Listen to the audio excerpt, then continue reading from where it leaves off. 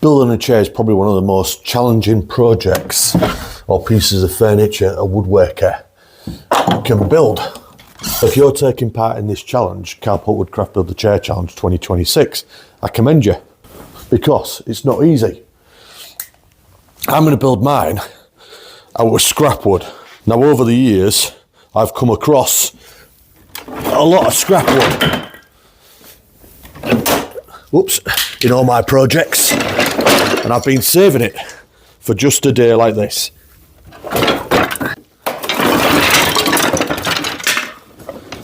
It's all hardwood, and there's a lot of it. Let's hope there's enough to build a chair. Now, because this isn't for a customer, I've got free rein on what I want to do.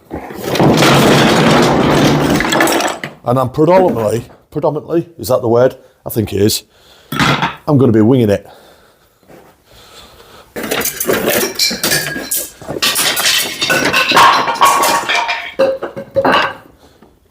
I've got an idea of some of what I want to make. Something relaxing, something quite low down, maybe a footrest, mid-century modern-esque.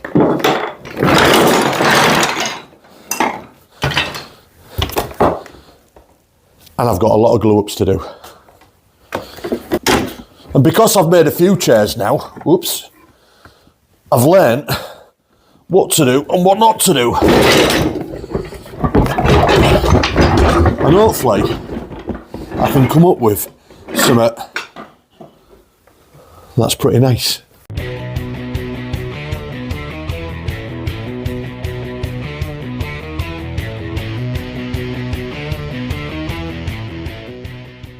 Timber now sorted into dark wood species, a very light wood species, and there's absolutely tons of oak. Now what I need to do is I need to make a sub base for all these pieces to go onto. Now for the sub base, I'm going to use 18mm plywood. I need this to be about 1200mm long and 250mm wide. So this piece, what I found, a scrap piece, is perfect for it. But because I want to keep this all made out of reclaimed timber or just scraps what I've got laying around, the second piece, as you can see, I've just got several offcuts. So I'm going to glue all these together using the domino.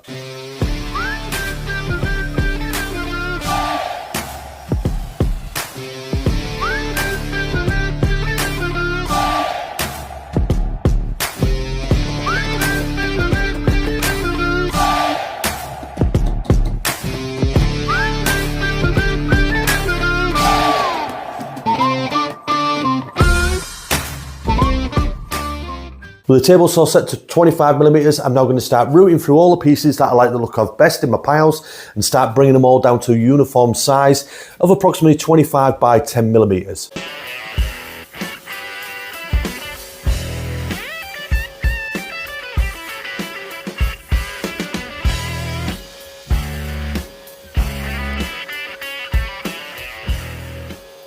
I'm all ready to go for the next phase, which will be to glue these pieces onto here. I've got these pieces of wood. Well, I'm going to put some tape along, brad nail them onto the sides, here at the top and side, so I can push all these pieces nice and tight against there with some super glue, PVA glue and an activator. I've got my coffee and my sandpaper in case there's any fluffy bits. So let's crack on.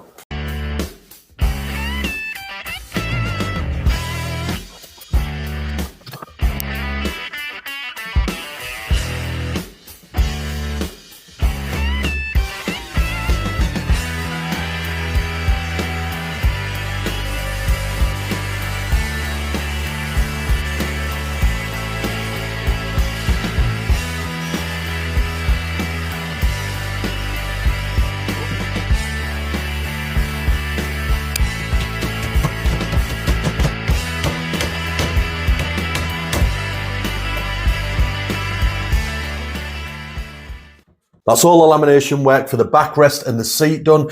Now what I need to do is just cut this in half so it's 600mm for the backrest, 600mm for the seat. And on the back of this, you can still see the plywood. I've sanded it all down so it's nice and smooth, but it looks terrible. So we're going to add a veneer to that. I've got lots of little offcuts, which will do for that.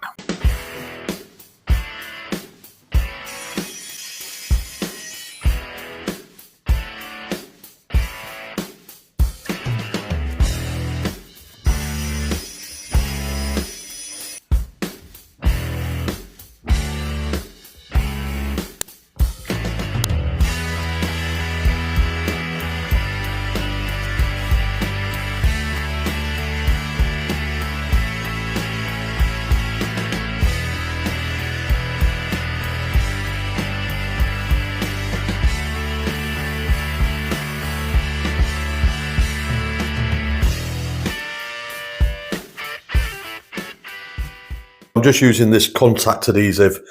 Basically, you put it on both parts, so the plywood and the veneer. You wait about 10 minutes till it goes pretty sticky, almost dry in fact, and then you put the two together and it instantly grabs.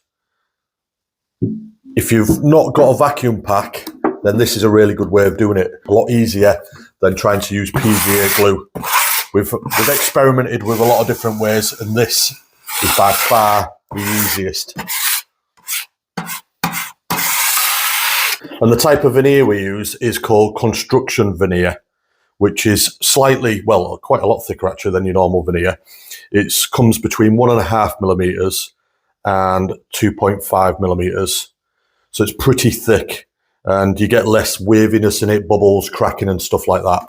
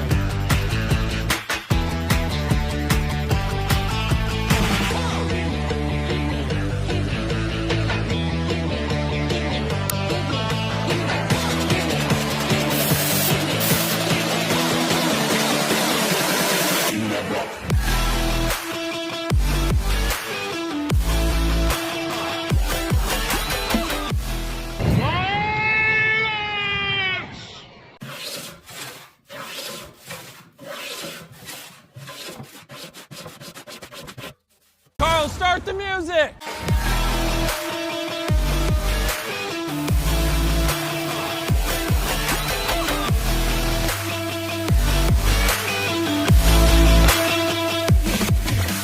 I now need to make some little bits of trim to go along the side here, and I've come up with this as a template.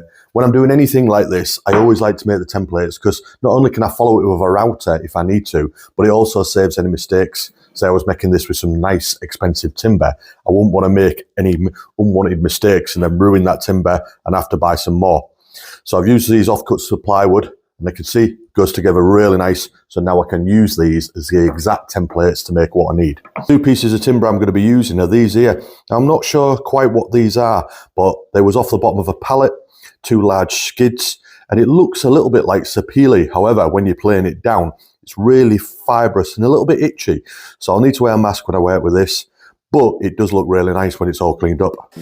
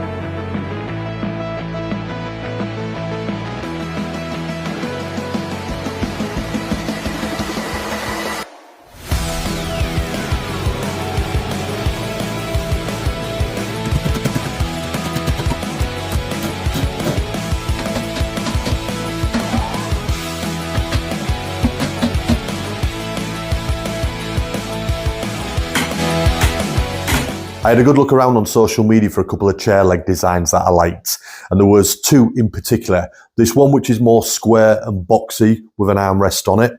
I really like that design. But then I saw this sleeker looking design as well. I didn't know which one to choose. I was really stuck between the two designs. So what I did, I put it on social media and I put it out for you guys to decide which one you like best. And overwhelmingly, this was the winner. Now, I was going to laminate these in the same style as I've done the chair, but I just thought the pattern would be way too much and it'd just overload the eyes. So what I'm going to do is make these out of solid sapele.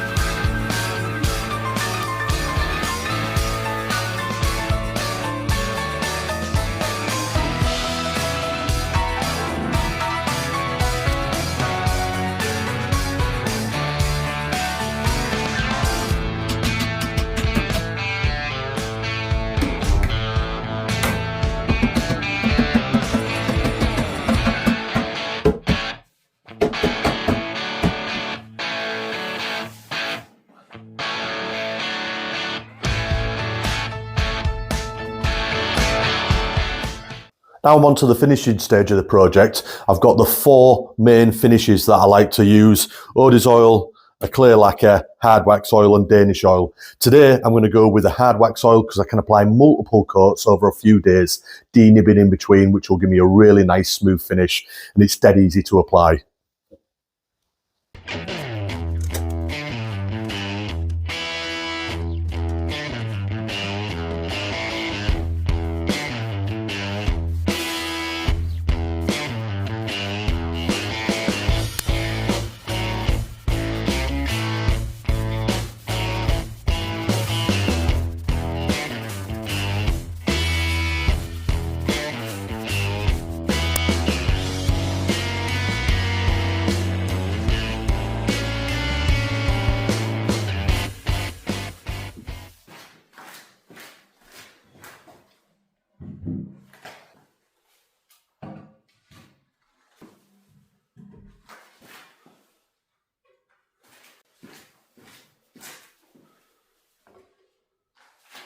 As you can see, I got slightly carried away with the build a chair challenge, making myself a footstool, a nice little side table, and a magazine rack. They're all really simple to build actually, and mainly using templates just like the chair and the reclaimed timber. Thanks for watching. Hope you enjoyed the video. Don't forget to check out the playlist with everybody else's video in there, and I'll catch you on the next one.